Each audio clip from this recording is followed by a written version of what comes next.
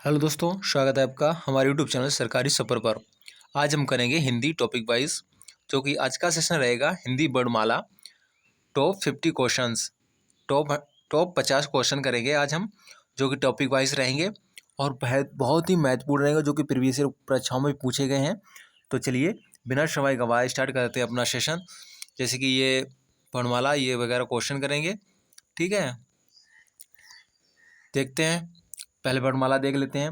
वर्णमाला रही है वर्णमाला आ, छोटा बड़ा बड़ा छोटी बड़ी ऊ, छोटा ऊ बड़ा ऊ, ऋषि ए ओ अंग आहा, का खा गा अइया, चा छा जा अइया, ड़ा टा ठा डा डा ड़ा, ता था दा ना, पा फा वा बा मा, या रा ला वा, शा हा, छे त्रा ज्ञा, शश्रम बला शा। यह है वर्णमाला। और इसमें रहा हिंदी वर्णमाला उच्चारण स्थान। कंठ से कौन सी ध्वनि बोली जाती है, कौन से वर्ड उच्चारण होते हैं, तालु से, मूर्धा से, होंठ से, दंत से, नासिक से। और संयुक्त स्थान कौन कौन सा होता है।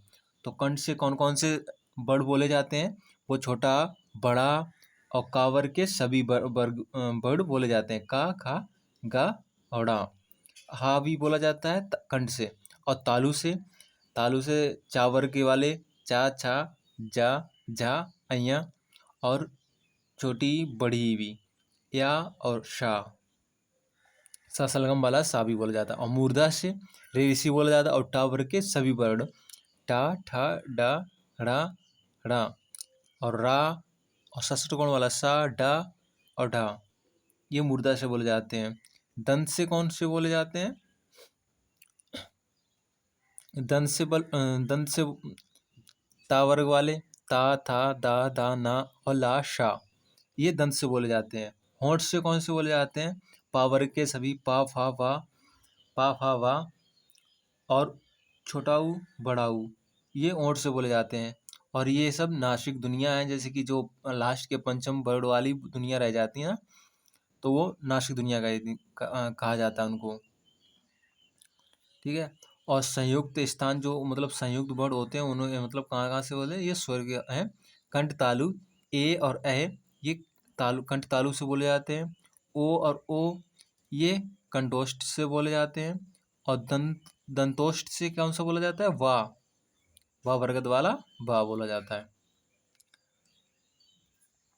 चलिए ये थे कुछ थ्योरीज। आप करते हैं क्वेश्चन। चलिए स्टार्ट करते हैं क्वेश्चन को। ये रहा पहला क्वेश्चन आपके स्क्रीन बोर्ड पर।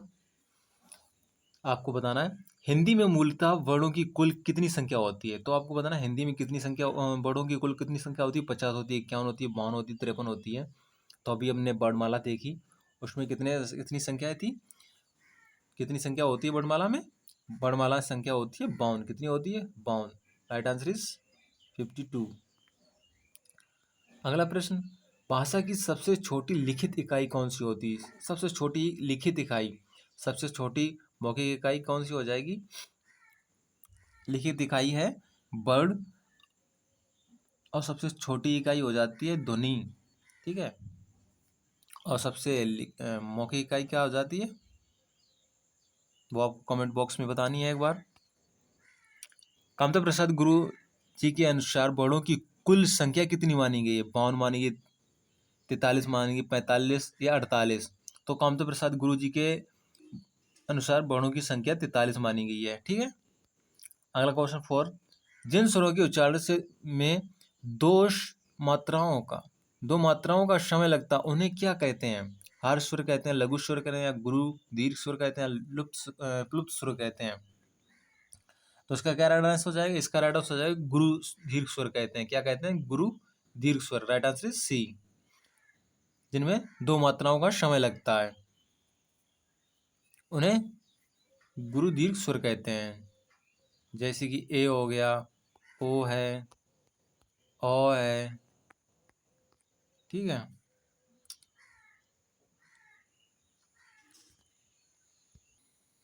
और आ हो गया, ए हो गया, ओ हो गया, और ऊ बड़ा वाला ऊ हो गया। ये कौन से हो जाएंगे, ये दीर्घ स्वर होगा। और हर्ष स्वर कौन से हो जाते हैं? छोटा, छोटा, छोटा हो जाएगा और छोटी ई हो जाएगी। छोटा, छोटी ई और छोटा ऊ और रे ऋषि वाला ऋषि, ये कौन से हो जाते हैं? ये हर्ष स्वर हो जाते हैं, हर्ष स्वर।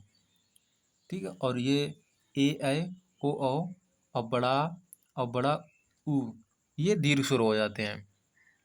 चलते हैं अगला प्रश्न पर। प्रश्न नंबर 5, दिए गए शब्दकोश में से छतरी वाला कृषि का क्रमशः वर्ण के बाद किस वर्ण के बाद आता है? तो आपको बताना है जो छतरी वाला कृषि होता है उसे वो किस शब्द के बाद में आता है? छा के बाद, का के बाद, सा षटकोण वाला सा या ज्ञा के बाद? तो वो का के बाद आता है। इसमें ये मिला होता है का धन और सा षटकोण वाला सा से मिलकर बनता है। तो किसके बाद आता है? का के बाद। Right answer is B. अगला प्रश्न नंबर 6, निम्नलिखित में से कौन सा वर्ड सावृत स्वर है? तो आपको बताना सावृत स्वर कौन है। सावृत वे होते हैं जिनके उच्चारण में कम मुख खुलता है। कौन कौन से हो जाते हैं? छोटी, बड़ी, छोटा ऊ और बड़ा ऊ, ये सावृत स्वर हो जाते हैं। तो इसमें कौन सा राइट आंसर हो जाएगा? राइट आंसर हो जाएगा ऑप्शन नंबर सी। अगला प्रश्न नंबर 7, लास्ट शब्द किस प्रकार की ध्वनि है? आपको बताना है लास्ट शब्द किस प्रकार की ध्वनि है। लुंठित, पार्श्विक, उत्क्षेप या संघर्षी? तो कौन सी हो जाएगी? पार्श्विक। Right answer is B. लुंठित में कौन सा हो जाता है? रा आ जाता है। उत्क्षेप में डा और डा वाला ये आ जाते हैं दोनों। और संघर्षी में कौन सा हो जाता है? शा, सा और सा, हा, ये संघर्षी में आ जाते हैं। अगला प्रश्न नंबर 8, अयोग भाग किन्हें कहा जाता है? अयोग भाग किन्हें कहा जाता है? स्वरों को कहा जाता है, व्यंजनों को कहा जाता है, अनुस्वार और विसर्ग को कहा जाता है, संयुक्त व्यंजन को कहा जाता है। और अयोग भाग किसे कहा जाता है? अनुस्वार और विसर्ग को, अंग और आहा को कहा जाता है। अगला प्रश्न नंबर 9, ज्ञान वर्ण की किन वर्णों के सहयोग से होता है? जो ज्ञान शब्द होता है वो किन वर्णों के मेल से बनता है? किन वर्णों के मेल से बनता है? ज्ञा, जा और अइया शब्द से। किस शब्द से बनता है? जा और अइया शब्द से। Right answer is a. अगला प्रश्न नंबर 10। प्रश्न नंबर 10 क्या है? निम्नलिखित में से कौन सा अर्ध स्वर कहलाता है? कौन सा अर्ध स्वर कहलाते हैं? अर्ध स्वर या और बा शब्द वर्ड कहलाते हैं। इसका राइट आंसर हो जाएगा ऑप्शन नंबर ए। अगला प्रश्न नंबर 11, उच्चारण के स्थान से री स्वर में क्यों नहीं गिना जाता है? यह लुप्त तो हो चुका है, यह रे व्यंजन की ध्वनि देता है, यह संस्कृत का शब्द है, इसकी मात्रा नहीं होती। रे ऋषि वाले में क्या है? यह रे व्यंजन की ध्वनि देता है। राइट आंसर इज बी हो जाएगा। अगला प्रश्न, ओ और ओ का उच्चारण स्थान क्या हो जाएगा? कंठ तालव, दंतोष्ठ, कंठोष्ठ, मूर्धन। तो इसका क्या राइट आंसर हो जाएगा? इसका राइट आंसर हो जाएगा ऑप्शन नंबर सी, कंठ और ओष्ठ। अगला प्रश्न 13, जीभ के प्रयोग से आधार पर मध्य स्वर कौन से होते हैं? जीभ के प्रयोग के आधार पर मुख्यतः तीन प्रकार के स्वरों को विभाजित किया है 3 भागों में, मध्य, अग्र और मध्य पश्च। तो मध्य में कौन आ जाता है? मध्य में तो आ जाता है। इसका राइट आंसर ए हो जाएगा, एक ही शब्द आता है। और अग्र भाग में कौन से आते हैं? अग्र भाग में आ जाएगा छोटी, बड़ी, ए और ए, ये अग्र भाग में आ जाते हैं। और पश्चिम भाग में कौन आएगा? पश्चिम भाग में बड़ा आ जाता है और ये वाला ओ आ जाता है, ऊ आ जाएगा, छोटा बड़ा ऊ हो जाएगा, ओ हो जाएगा और ओ हो जाएगा। कौन सा? ओ। चलते हैं अगले प्रश्न पर। 14, वर्णमाला में अंग, अनुस्वार और आहा विसर्ग को क्या कहा जाता है? सजातीय स्वर, विजातीय स्वर, अयोग भाग, मूल स्वर। तो इसको क्या कहा जाता है? अयोग भाग। राइट आंसर इज सी, अगला प्रश्न, रा व्यंजन को क्या कहा जाता है? पार्श्विक, लुंठित, प्रकंपित या संघर्षी, स्पर संघर्षी या नासिकीय? इसे कहा जाता है लुंठित प्रकंपित व्यंजन शब्द कहा जाता है रा को। स्पष्ट स्पष्ट व्यंजनों की कुल कुल कितनी संख्या होती है? स्पष्ट व्यंजनों की कुल कितनी संख्या होती है? 33। स्पष्ट व्यंजनों की कुल 33 संख्या होती है। अगला प्रश्न, हा का उच्चारण स्थान क्या होता है? तालु होता है, मूर्धन होता है, कंठ होता है, काले काले। तो इसका राइट आंसर क्या हो जाएगा? राइट आंसर हो जाएगा ऑप्शन नंबर सी, कंठ। अगला प्रश्न 18, अल्प प्राण बड़ों का समूह कौन सा है? आपको बताना है अल्प प्राण बड़ों का समूह कौन सा हो जाएगा। अल्प प्राण उन्हें कहते हैं जिनके उच्चारण स्थान में बहुत कम समय लगता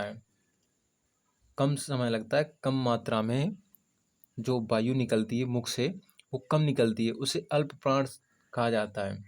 अल्प प्राण में 1, 2, 1 और 3, 5 वर्ग के अक्षर आते हैं और अंतस्थ व्यंजन आते हैं, अलावा आ जाते हैं और सभी स्वर आ जाते हैं। तो इसका राइट आंसर कौन सा हो जाएगा? इसका राइट आंसर हो जाएगा ऑप्शन नंबर ए, 1, 3, 5 वर्ग के अक्षर आते हैं और या, रा, ला, बा ये सभी आ जाते हैं और सभी स्वर आ जाते हैं, सभी स्वर आ जाते हैं अल्प प्राण में। अगला प्रश्न, प्रश्न नंबर 19, घोष और सघोष वर्ण में कौन से वर्ण घोष और सघोष में कौन से वर्ण आते हैं? वर्ण का 1, 2 अक्षर, वर्ण के 3 और 4, 5 अक्षर, केवल संयुक्त वर्ण, संयुक्त व्यंजन, केवल ऊष्म व्यंजन। तो इसमें कौन सा राइट आंसर हो जाएगा? इसमें राइट आंसर हो जाएगा ऑप्शन नंबर बी वाला, वर्ण के 3 और 4 वर्ण के 3, 4 वर्ग के सभी आ जाते हैं अक्षर। अगला प्रश्न, प्रश्न नंबर 20, विवृत स्वर किसे कहते हैं? ई और ई को, ए ओ को, आ को, आ और ए को। तो इसका राइट आंसर कौन सा हो जाएगा? इसका राइट आंसर हो जाएगा ऑप्शन नंबर सी वाला, बड़ा आ को विवृत स्वर कहते हैं। हिंदी वर्णमाला में स्त्रीलिंग वर्ण कौन से होते हैं? आपको बताना है हिंदी वर्णमाला में स्त्रीलिंग वर्ण कौन से होते हैं। आ और आ, ई होते हैं, ई ऋषि होते हैं, उ ऋषि होते हैं, ए ओ होते हैं। तो इसका राइट आंसर हो जाएगा ऑप्शन नंबर बी, ई छोटी और बड़ी ऋषि ये स्त्रीलिंग शब्द होते हैं। अगला प्रश्न 22, बा का उच्चारण स्थान क्या है? बा का उच्चारण स्थान होष्ट है, दंत है, दंतोष्ट है, कंठ है। तो इसका राइट आंसर क्या हो जाएगा? राइट आंसर हो जाएगा दंत ओष्ठ। बा का उच्चारण स्थान दंत ओष्ठ है। अनुनासिक अनुनासिक का संबंध किससे होता है? केवल नाक से होता है, केवल मुख से होता है, नाक और मुख दोनों से होता है, इनमें से कोई नहीं। तो इसका राइट आंसर क्या हो जाएगा? नाक और मुख से दोनों से होता है अनुनासिक शब्दों का। अनुनासिक शब्द कौन से होते हैं? जो नाक और मुख से दोनों से बोले जाते हैं। चलते हैं अगले प्रश्न पर। अगला प्रश्न 24, सा का उच्चारण स्थान क्या है? षटकोण वाला का उच्चारण स्थान क्या है? तालु, मूर्धन है, दांत है, होष्ट है। तो इसका राइट आंसर कौन सा हो जाएगा? राइट आंसर हो जाएगा ऑप्शन नंबर बी, मूर्धन। अगला प्रश्न, प्रश्न नंबर 25, हिंदी वर्णमाला में ऊष्म व्यंजन कौन से होते हैं? तो आपको बताना ऊष्म व्यंजन कौन से हो। ऊष्म व्यंजन यार अलावा होते हैं, ये तो अंतस्थ व्यंजन होते हैं। शा, शा, सा, हा होते हैं। का, खा, गा, घा होते हैं। चा, छा, जा, जहा होते हैं। तो इसका राइट आंसर हो जाएगा ऑप्शन नंबर बी, सा, शा, शा, हा। ये ऊष्म व्यंजन होते हैं जिनको बोलते समय ऊष्म निकलती है मुख से। अगला प्रश्न, प्रश्न नंबर 26, महाप्रौढ़ ध्वनियाँ व्यंजन में से किससे संबंधित हैं? पहला, दूसरा, दूसरा, चौथा, दूसरा, तीसरा, पहला, चौथा। तो आपको बताना महाप्राण।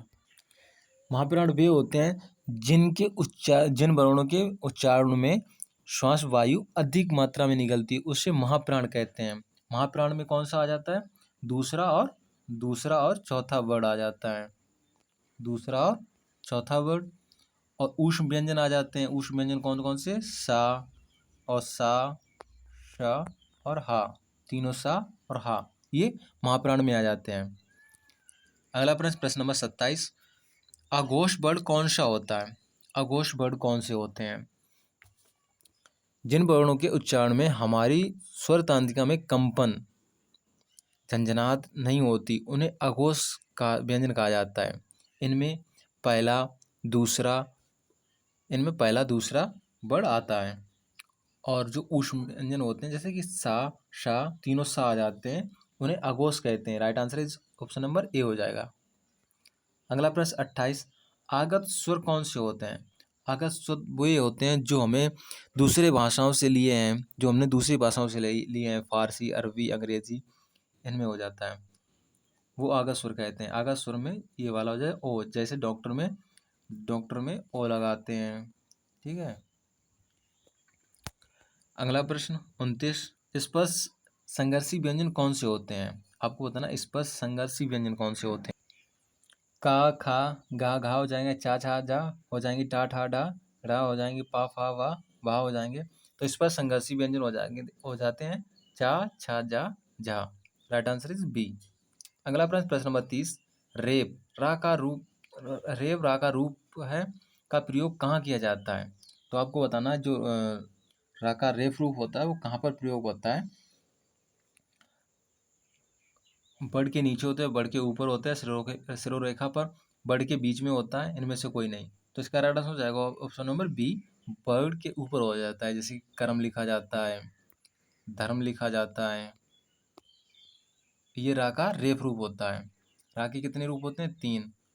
ठीक है। एक के ऊपर ये ऐसे लगाया जाता है, एक बड़ के नीचे लगाया जाता है,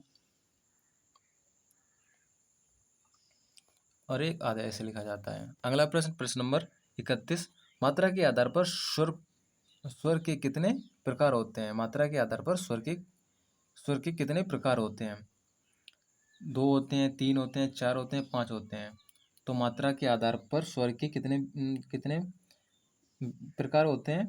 3, हर्ष स्वर, दीर्घ स्वर और प्लुप्त स्वर।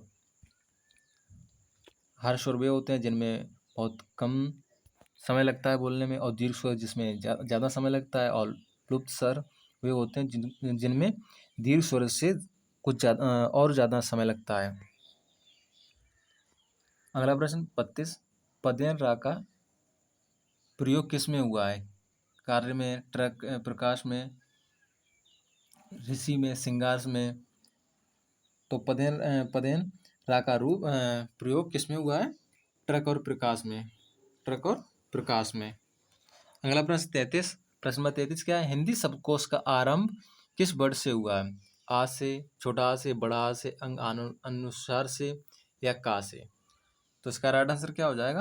राइट आंसर हो जाएगा ऑप्शन नंबर सी, अंग अनुसार से हुआ है। हिंदी शब्दकोश का आरंभ किस वर्ड से हुआ है?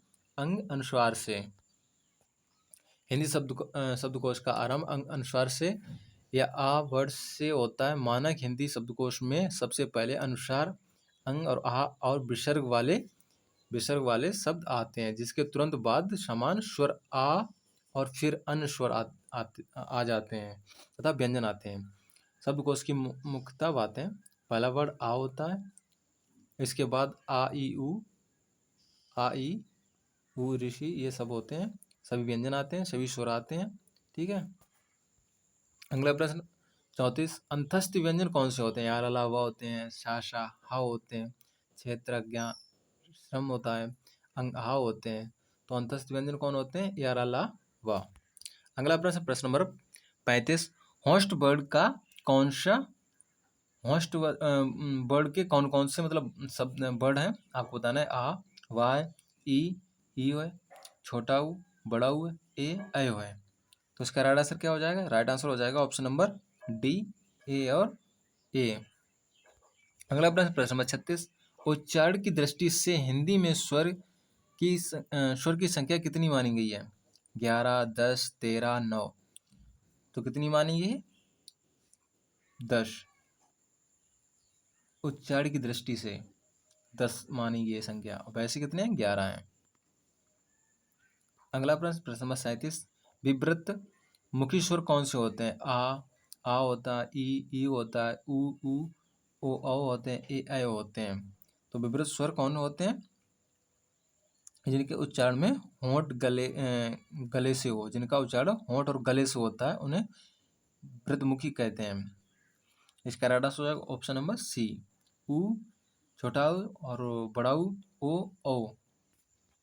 अगला प्रश्न 38, नुक्ता वाले बड़ का खा गा हिंदी में किस भाषा से लिए गए हैं? नुक्ता वाले जैसे कि का के नीचे ऐसे नुक्ता लगा देते हैं, खा के नीचे, जा के नीचे, फा के नीचे यहाँ लगा देते हैं। तो संस्कृत से लिया, अंग्रेजी से, अरबी फारसी से या पुर्तगाल से। तो इसका राइट आंसर हो जाएगा ऑप्शन नंबर सी, अरबी फारसी से। अगला प्रश्न 39, वर्ड की व्यवस्थित समूह को क्या कहते हैं? शब्द समूह, वर्णमाला, लिपि, व्याकरण। तो वर्णों के जो व्यवस्थित समूह होता है उसे वर्णमाला कहते हैं। क्या कहते हैं? वर्णमाला। Right answer is B.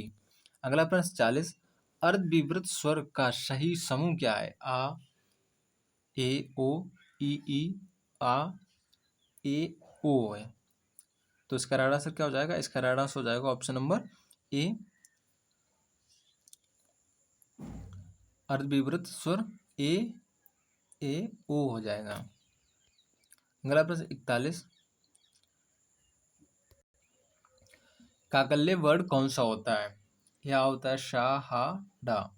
तो इसका राइट आंसर हो जाएगा सी, हा होता।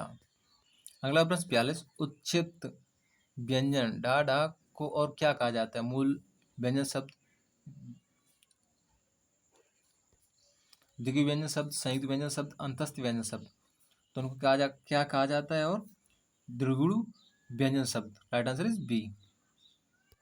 अगला प्रश्न 43, तालव्य ध्वनि कौन सी है? चा छा, जा, टा ठा, डा, ता था, धा, पा फा, वा। तो तालव्य ध्वनि कौन सी हो जाती है? तालव्य ध्वनि हो जाती है चा छा, जा झा, अइया।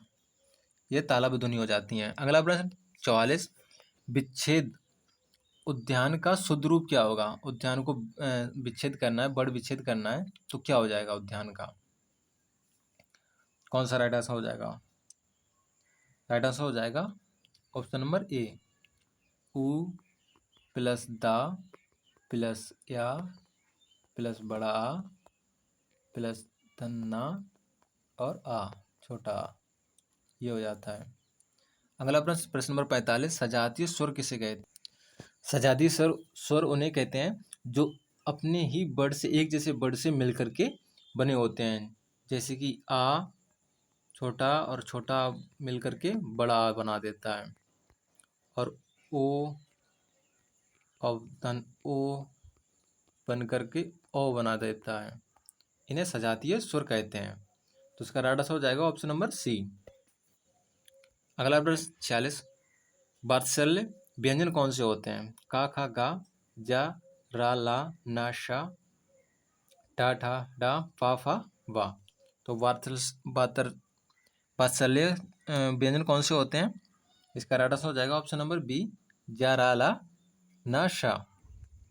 अगला प्रश्न 47, हिंदी में अल्प प्राण वर्णों की कुल कितनी संख्या होती है? तो अभी बताए थे अल्प प्राण को कितनी संख्या होती है इनकी? 31। अगला प्रश्न, निनुनासिक ध्वनि कौन सी होती हैं?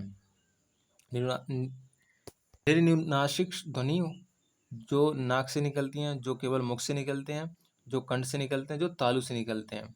तो इसका राइट आंसर कौन सा हो जाएगा? इसका राइट आंसर हो जाएगा जो केवल मुख से निकलते हैं, जो नाक से नहीं निकलते, जो सिर्फ केवल मुख से निकलते हैं, उन्हें निनुनासिक ध्वनियाँ कहते हैं। अगला प्रश्न 49, ए और ए का उच्चारण स्थान क्या है? कंठ ओष्ठ, कंठ तालव्य, मूर्धन्य, दंत तालव्य। तो इसका राइट आंसर कौन सा हो जाएगा? इसका राइट आंसर हो जाएगा ऑप्शन नंबर बी, कंठ तालव्य। अगला प्रश्न 50, वा और या को अर्ध स्वर क्यों माना जाता है? क्योंकि ये आधे लिखे जाते हैं, क्योंकि ये स्वर की जगह इस्तेमाल हो सकते हैं, क्योंकि वे ए स्वर से छोटे होते हैं, क्योंकि इन्हें कंपन नहीं होता है।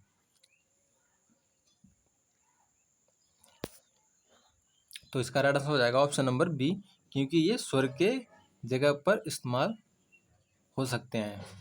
जैसे कि हम कभी कभी लिखते हैं महिलाएं, महिलाएं, और इसी को लिख सकते हैं महिलाएं, ऐसे भी लिखते हैं।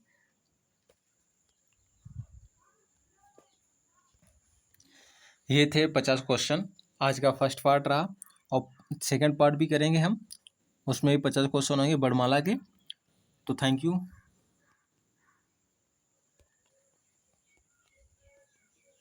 जय हिंद, जय भारत। मिलते हैं अगले सेशन में। सेशन आपको अच्छा लगा हो तो लाइक करें, कमेंट करें, शेयर करें।